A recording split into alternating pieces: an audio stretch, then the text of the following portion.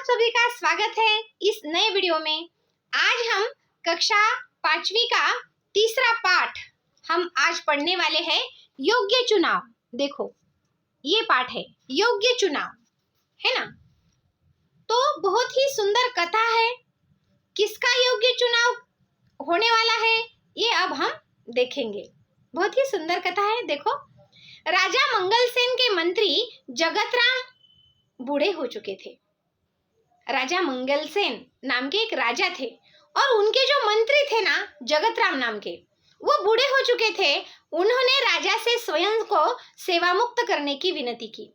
राजा मंगलसेन ने कहा, आप पहले अपने जैसे सेवाभावी, परोपकारी और ईमानदार मंत्री का चुनाव कर लीजिए, तभी आपको सेवा मुक्त किया जा सकता है। क्या कह रहे हैं? देखो, राजा मंगलसेन ने कहा कि मंत्री जगतराम, आपको तो मैं सेवा मुक्त करूंगा, लेकिन अभी नहीं। आप आपके जैसा ही सेवाभावी, परोपकारी और ईमानदार मंत्री मुझे दो, तभी मैं आपको सेवा मुक्त कर सकता हूं। जगतराम ने आदेश दिया।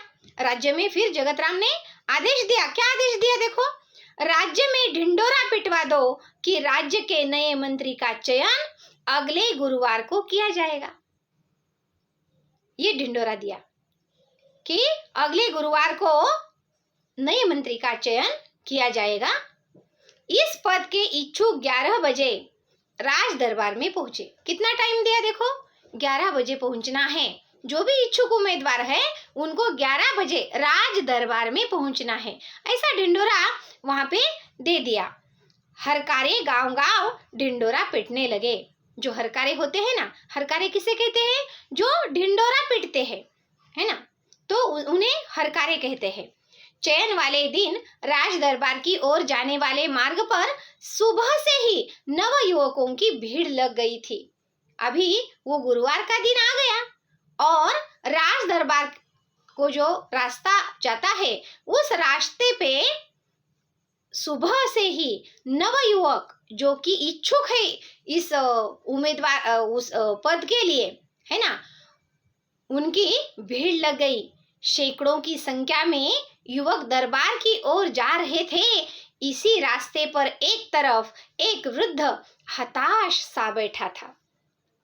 अभी सभी राज दरबार की ओर जा रहे थे, तभी रास्ते की उस तरफ एक बूढ़ा आदमी वहां पे निराश होकर बैठा था।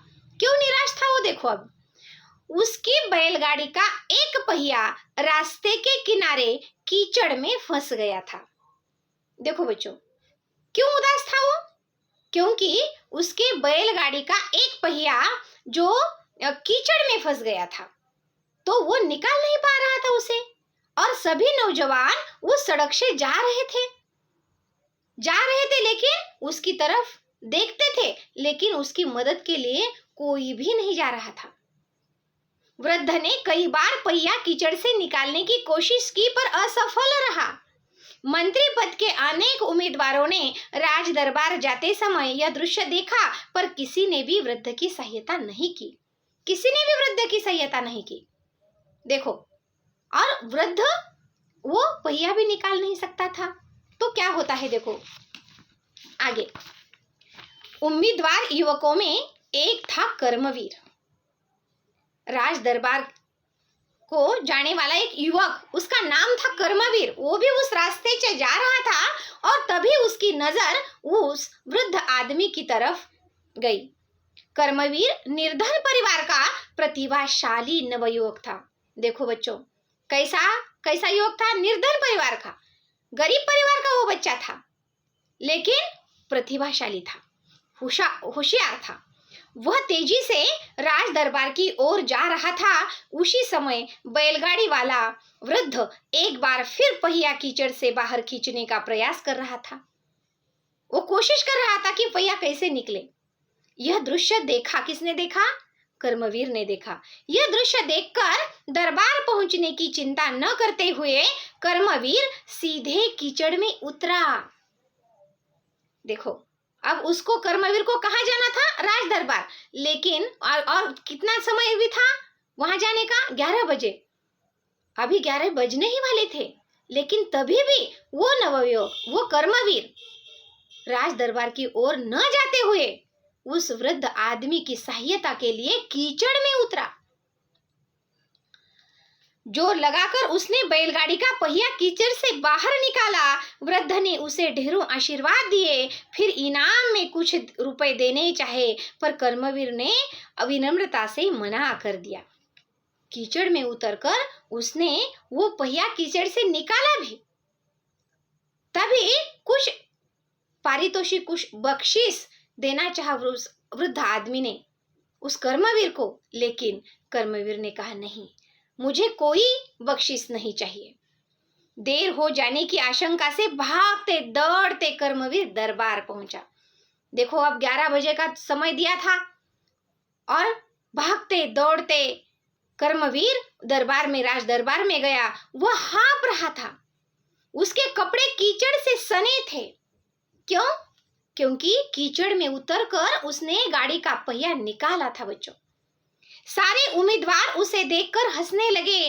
तभी बैलगाड़ी वाला वृद्ध भी वहां पहुंचा।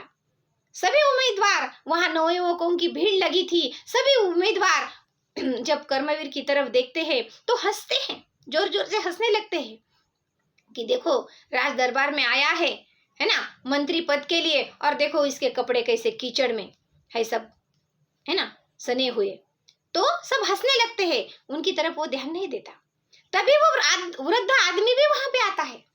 अब देखो क्या होता है बच्चों, वह वृद्ध कोई और नहीं बल्कि स्वयं मंत्री जगतराम थे। और वो वृद्ध आदमी दूसरा तीसरा कोई नहीं बल्कि मंत्री जगतराम थे। वो परीक्षा ले रहे थे। उन्होंने सारी घटना राजा को सुनाई। फिर जगतराम ने राजा से कहा, महाराज, कर्मवीर में वो सारे गुण हैं जो राज्य के मंत्री के लिए आवश्यक है।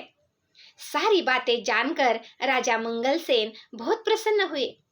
उन्होंने कहा, जो सामान्य आदमी की पीड़ा से दुखी होता है, उसे दूर करने का प्रयास करता है, वही राज्य के ऊंचे पद पर बैठने का अधिकारी होता है।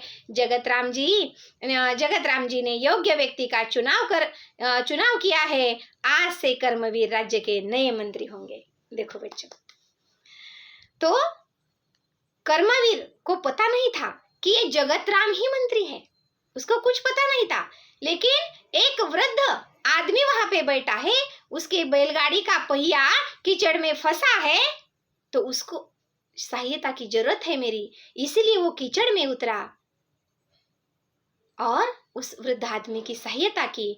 और वह जो वृद्ध आदमी था वो कौन निकला? मंत्री जगतराम निकले। तो जब राज दरबार में सब कहानी जगतराम जी ने राजा को कही तो राजा प्रसन्न हो उठे और उन्होंने कहा कि जो सामान्य आदमी की पीड़ा से दुखी होता है, सामान्य आदमी की पीड़ा से दुखी होता है, वही राज्य के ऊंचे पद पर बैठने का अधिकारी होता है। इसीलिए राज्य के जो ऊंचे पद पर बैठा है आदमी, उसे सामान्य लोगों की पीड़ा की पहचान होनी चाहिए। और वही से उसी समय से कर्मवीर राज्य के नए मंत्री हुए, है ना। सुधा शर्मा, इन्होंने ये सुंदर कथा लिखी है बच्चों, बहुत ही अच्छी है। इससे बहुत हमें अच्छी सीख मिलती है कि चाहे हम किसी भी पद पर हो, लेकिन हमें सामान्य लोगों के काम करने चाहिए, उनके प्रति आदर भाव रखना चाहिए, उनकी सहायता के लिए हमें हमेशा तैयार रहना चाहिए, तभी उस पद का सम्मान होगा। चलो बच्चों, फिर मिलते हैं अगले नए वीडियो में। बाय।